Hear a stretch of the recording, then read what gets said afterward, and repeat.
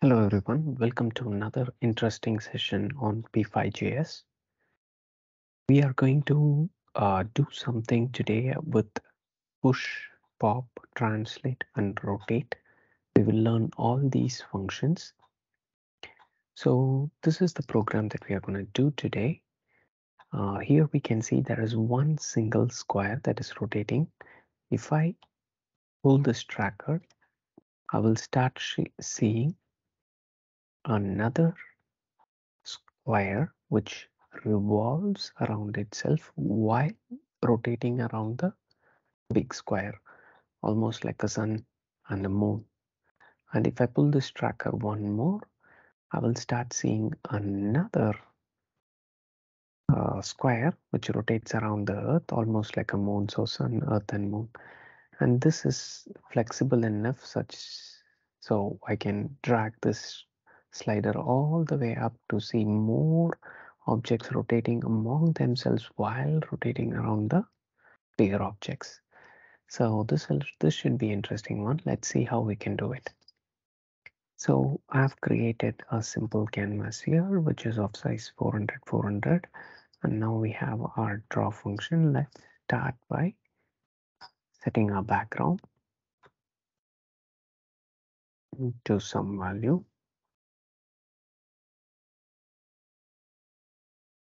So now we see our background, all good. Now let's first draw a single square at the center of the screen. So square of at the center of the screen. So width by 2 and height by 2, and let's say of size 50. And now let's see if everything works. Perfect. Let's just make the rect mode as center. So our square should be at the center of the screen now. Let's, before we do this, let's say no stroke so we don't see the outline, and let's fill it with a darker shade. Good. Now what we have to do is we have to have this circle or the square rotate among itself, right? I mean revolve around itself. So what we're going to do is we're going to introduce a rotate, and that has to be before we draw the square.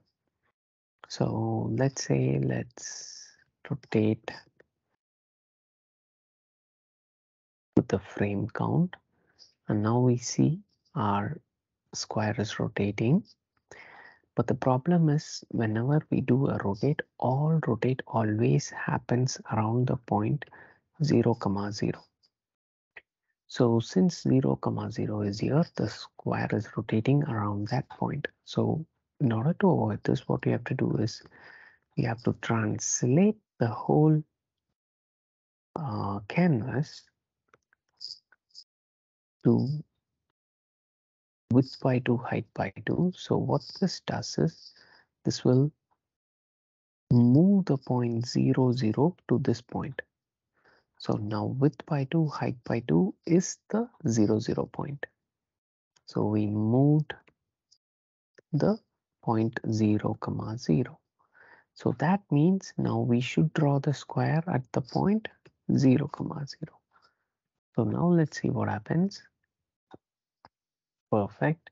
So we see that our square is there and it is rotating properly. Perfect. Good. Now what we can do is instead of having the square rotate so fast, let's see if we can make it rotate a little bit slower. So let's multiply it by a factor of, let's say, 0.1. So that way it is rotating a little bit slower. That's good. And also by default, the angle mode is always in radians. So it's much easier to work with degrees. So let's change the angle mode to degrees. And now it is starting to rotate really slow. So let's make this, let's say 10. So now perfect. So we have one square which is rotating on its own axis. Now what do we have to do is we have to draw another square around it which will also rotate around its own axis. Okay, let's see how we can do it. So before doing this, what we are also going to do is we want this translate and this rotate to affect only this square. So we're going to introduce the function of push and pop. What this push and pop does is it treats this 3 lines of code as a separate world, like a multiverse. So any translate or rotate that we happen is only between these push and pop.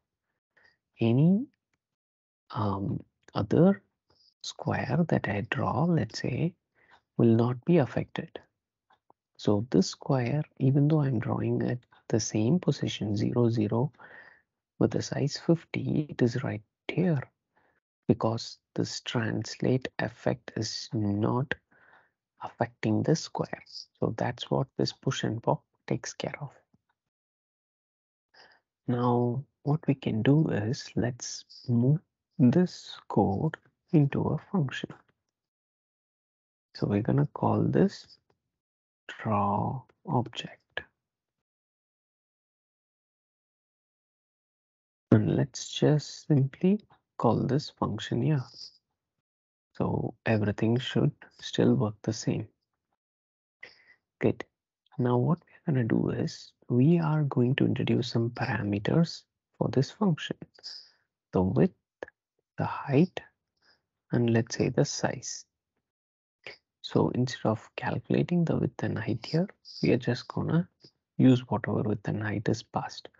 And instead of using the size as 50, we are gonna use the variable yes. So now when I call this, I'm gonna pass the width by 2, height by 2, and let's say the size 50. So now everything should all look the same. Good. Now what do we have to do? We want to draw another square that goes around the square. Okay, let's see how to do it. So inside this world, we're going to start another push, another translate, and this time we are going to translate it by half of the width and height.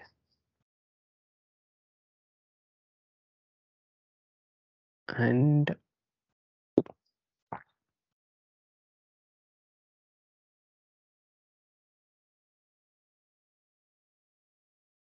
so whatever is width and height is passed, that translate, half of that translate is going to be done. And we are going to again rotate, let's say by frame count. And we are going to draw another square at this new position. So that will be 0, 0, but the size is going to be half of what it was original. And let's just do a pop for this. So now let's see what happens.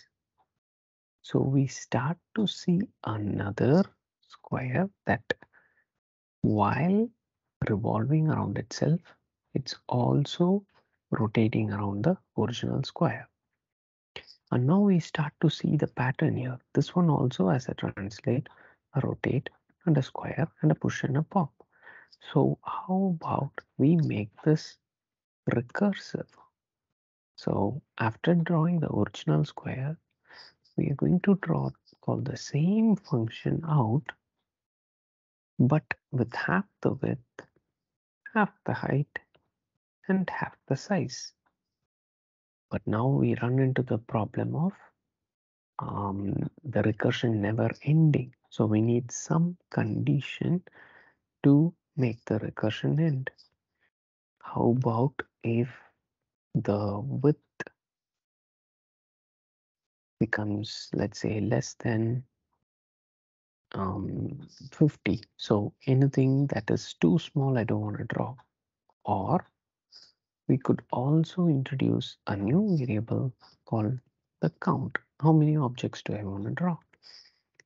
And if the count becomes less than or equal to 0, or we can say if the count only if the count is greater than 0, we will proceed to do all of this. And now here we can pass the count and say 2. And now let's see what happens. So we see one of the objects and we need to pass the count here as well. So whatever was the count before, that count minus 1. So now we start to see the two objects which are being drawn recursively. When the function gets called the first time, the square is called, and next time when we call it, we do with half the width, half the height, half the square, and 1 minus count. And now if I want 3 objects, all I have to do is this. And now I'll see 3 different objects. And this will all look even better if we can actually draw a circle that shows the exact path that each objects take. So after doing all of this, what we want to do, we want also to draw a circle. So let's start by saying, so let's also move these two lines because they belong to the square. So we don't want any stroke and fill for the square. But when we actually don't want to draw the path, we do need stroke. So let's say stroke 50 and say no fill. Now what do we want to do? Let's start by drawing a circle and let's keep the center point exactly as the center point of the circle, and let's just say draw a circle of the size, yes, and let's see how this goes.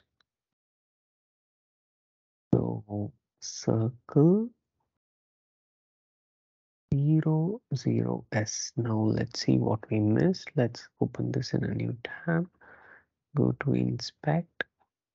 And let's go to console. So, okay, so we have an error here at line number 27. STR. Okay, okay, good. So we say stroke 50, no fill, but our circle does not seem to show up. Oh, actually, I think it is just behind the square. So let's do this and see if our circle shows up. Okay, yeah. Now we have a circle, but it's not actually matching the path of the rotating object. So what do? We will have to find the distance between the center of these 2 points and use that as the radius to draw the circle. So what we actually need is the distance from the point W, H and W by 2, H by 2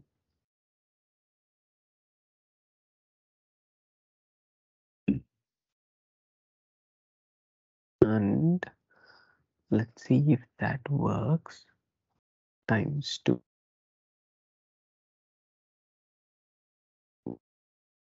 Okay, perfect. This is all good now. So we found the distance between these 2 points, and since this is just the radius, when we use the circle function, we have to give the diameter. So now we have given the diameter. Let's make this a little bit lighter with the alpha. So yeah, now if we start increasing this number to 4, we will see 4 objects get. But all of these objects are rotating with the same angle, which is frame count. So how about we introduce another variable for the angle? So it's going to be frame count times angle, and every time the angle is also gonna decrease. So now let's see what happens. So we need to pass a initial angle to start with. So which is the 4th parameter. Let's try 10. Okay, so it's all rotating really fast. So let's times it by 0.1. Okay, now that's better. Now all of them seem to be rotating, and also for each of the objects the angle will be different because we always have the angle. If I bump it up to 30, let's see. Okay, it gets faster. Perfect. Now let's keep it 10 itself. Now we have done a recursive function that makes use of the push and the pop and recursion to draw objects that rotate around themselves, almost like a planetary motion of sun, earth, and moon. Good. And one extra thing here we can do is to add a slider to control the number of objects, which I showed in the original program. I'll share the code for both the programs, and probably this will inspire you to do something interesting on your own. Maybe track track these objects and draw a pattern out of it. For example, if I now don't draw the background, then all these objects are gonna start drawing a pattern which might start to look interesting, right? And if we introduce a little bit of alpha to it, then it might look even more interesting. So then each one of these small objects, they are still rotating around the sun on their while revolving around themselves. Hopefully this was interesting to you and inspired you to do something interesting. We'll see you all in the next video. Bye for now.